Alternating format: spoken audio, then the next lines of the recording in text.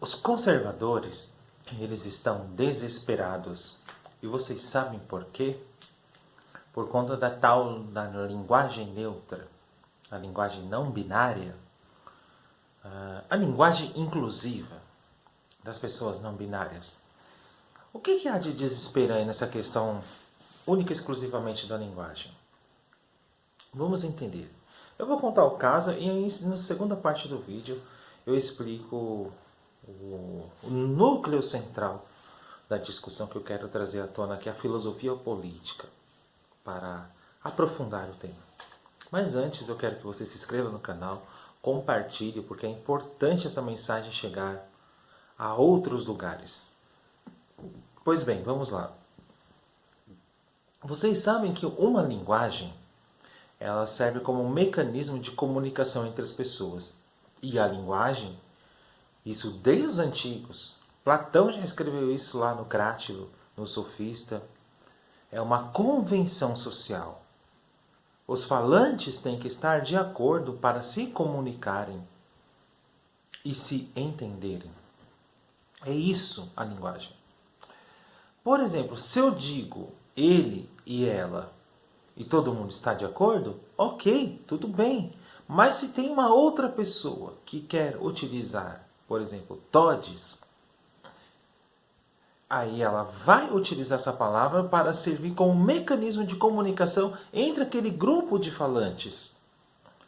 A linguagem, ela obedece a um mecanismo de evolução social, histórica e, sobretudo, cultural. Muitas vezes, esse mecanismo desaparece.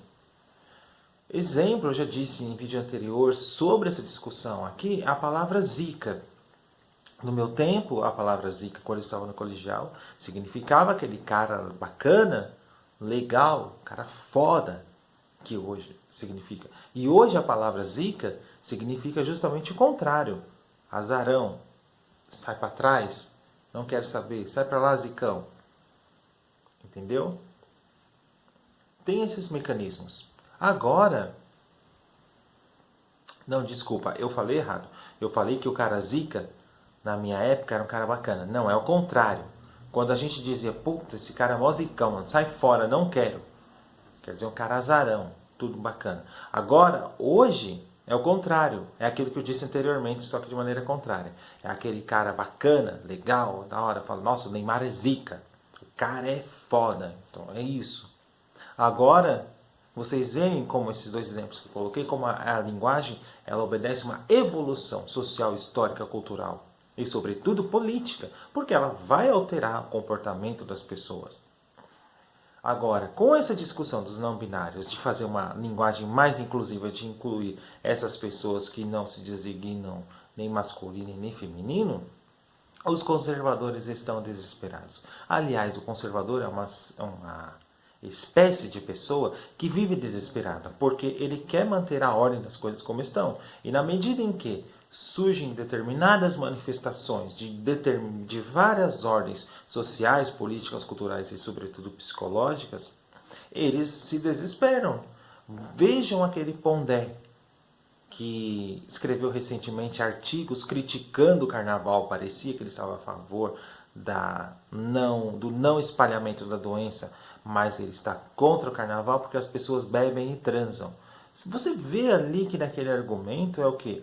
É uma pessoa que não quer a felicidade do outro, porque ele é um infeliz, ele é um trágico, como ele diz, ele quer viver na desgraça, na tristeza. Então, portanto, ele não quer ver a felicidade do outro.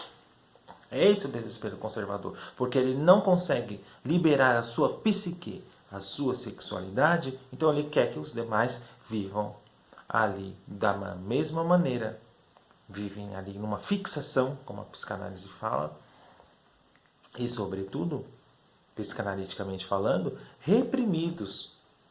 O que é reprimido? A sexualidade. Voltando à questão. Quando eles não querem, por exemplo, batem contra a questão da linguagem não neutra, eles não querem a inclusão dessas pessoas. Mas não é somente a inclusão. Existe um outro mecanismo aí do qual não é falado. A galera lá de Rondônia entrou com uma ação judicial proibindo ações voltadas para a linguagem não neutra. Agora eu paro e explico. Como é que pode um grupo entrar com uma ação judicial contra uma determinada manifestação social em que não tem representação jurídica em canto nenhum? Ou você já viu alguma secretaria de educação, algum órgão público dizendo, a partir de hoje vamos utilizar a tal da linguagem inclusiva neutra ou não binária? Não, não existe. Então, trata-se de um delírio coletivo do qual você vai entrar contra uma representação de algo que não está concretamente enfiado nas instituições republicanas. Ela está no cotidiano de determinados grupos sociais. Determinados. Não está na sociedade inteira. Essa é a grande diferença. Mas eles vivem na sombra do delírio. Eles vivem nessa não definição da sexualidade deles. Então, portanto, eles não querem que os outros se definam também. É a sombra do desespero. Eles vivem.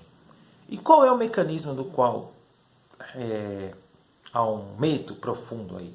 Não é somente isso. Existe o mecanismo do poder. Tem um livro que eu falei para vocês, eu sempre falo, que é o cara que eu estudei no mestrado, chamado Mikhail Bakhtin.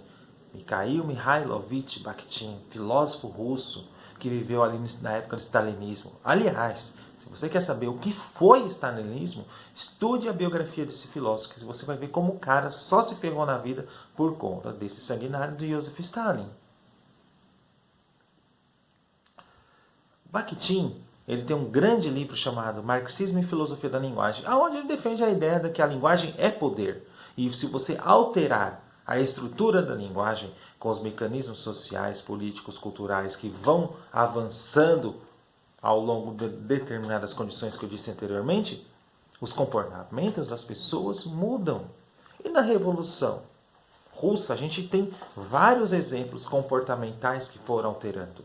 Por exemplo, as mulheres e os homens não adotavam ali na Revolução a relacionamento monogâmico. Por conta que as igrejas foram sendo destruídas, eles começaram a adotar outros comportamentos sexuais, outras formas de pensamento. Então vejam, por exemplo, como a comunicação humana ela altera a formação da subjetividade da pessoa também. E é exatamente esse medo que esses conservadores têm. Porque o que é o poder, para vocês entenderem? O poder é algo constituído que faz com que você, sujeito, siga normas sociais sempre daquele jeito, daquele mesmo modo. Se você segue e vive daquela mesma maneira, daquele mesmo jeito, daquele mesmo modo, dentro da sociedade capitalista, você está dentro e obedecendo às normas dos mecanismos de poder. Na medida em que surgem manifestações culturais, como essa questão da linguagem neutra, que é um nome péssimo, aliás, para dizer, ou não binária, como dizem, ela pode atuar, dependendo das condições sociais, culturais, políticas, como um mecanismo de poder.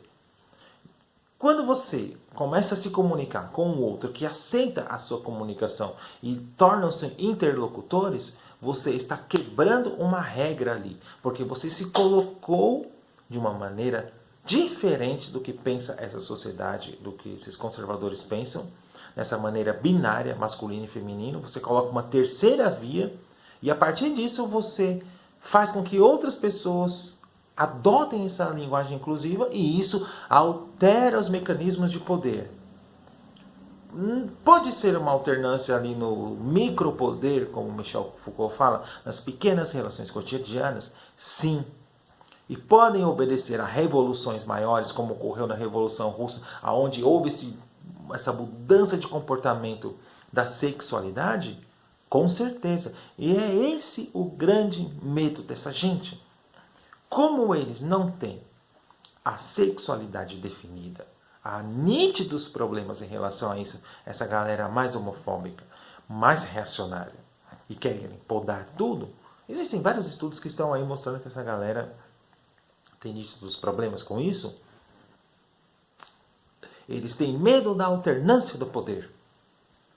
Na medida em que as pessoas vão se relacionando, conversando, e isso pode se espalhar, o poder altera. Porque você não vai mais obedecer àquela ordem constituída.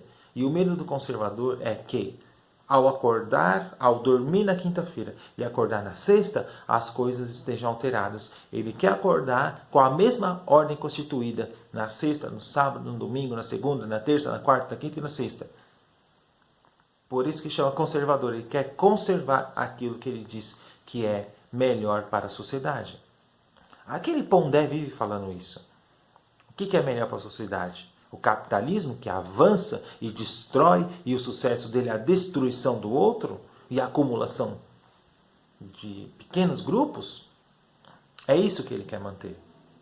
Além disso, as pessoas não têm o direito de serem felizes, de transar, de beber, de sair por aí fazendo o que der na telha.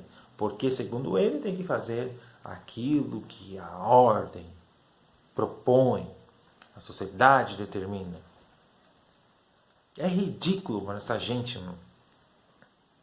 Eles se colocam da maneira ressentida porque eles queriam estar no lugar daquela gente transando, vivendo, fazendo o que der na telha, mudando as normativas sexuais. Porque eles não têm coragem de fazer isso, vivem, como diz Schopenhauer, num teatro, numa mascarada, e aí preferem viver ali obedecendo a determinados papéis dos quais eles não são felizes. Então, portanto, o grande medo dessa gente em relação à linguagem não binária é o quê? É as estruturas do poder alterarem. Mas se tem pessoas que conversam, que se alteram e concordam, por que não utilizar? A gente utiliza. E como eu disse, a linguagem ela obedece uma evolução social, histórica, política e cultural.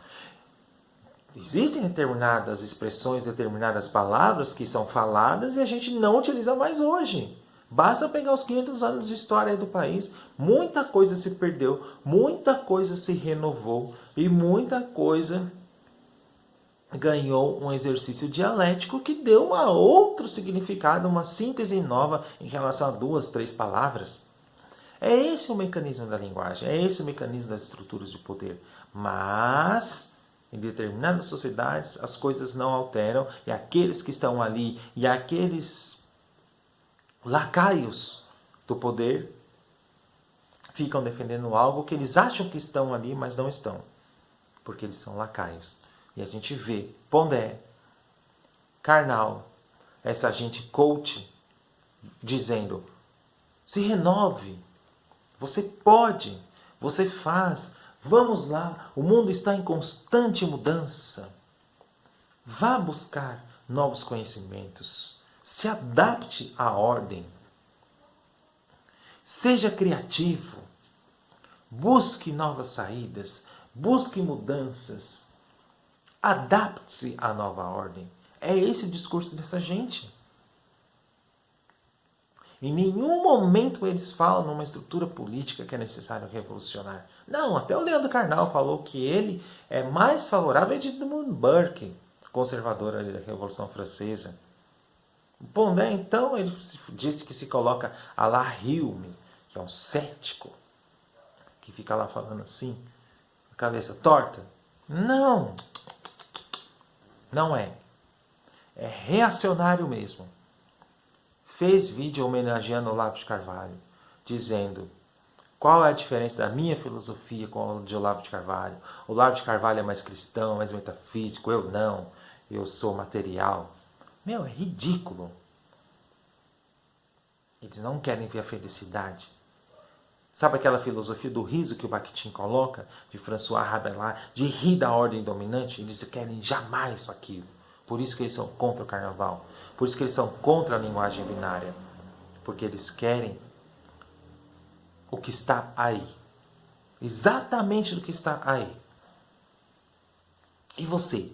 Você quer exatamente o que está aí? Ou você quer alterar esta ordem injusta, descabida, que nos transforma em mercadorias. Pare e pense sobre isso. Grande abraço e até mais.